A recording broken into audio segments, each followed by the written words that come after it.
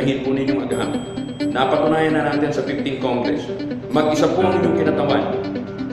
Meron po tayong 7 batas na nagpapalakas sa science and technology sector na ipasa sa pamamagitan po ng tulong ng mga dalubhasa na nagbigay ng suporta para ito po'y maunawaan ng iba pong mga mababatas.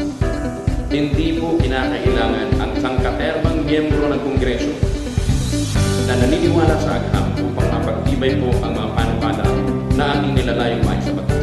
Ang kinakailangan po natin, isang advocate na naniniwala na ang Pilipinas aasenso kung malakas po ang science and technology.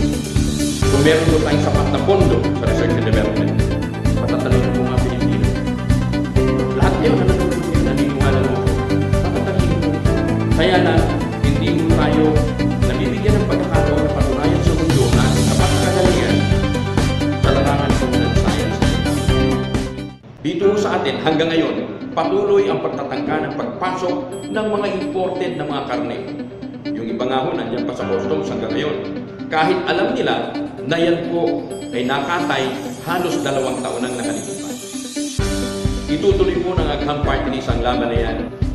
Hindi lamang po sa ating mga magsasaka, kundi sa lahat ng mga Pilipinong kumukonsumo ng pagkain. Hindi po dapat na tayo ay pinapayagang kumain ng mga bulok na karne. Kalusugan ng mga Pilipino ang una natin dapat pangalagaan. At yan po, ay patuloy natin ipaglalakad.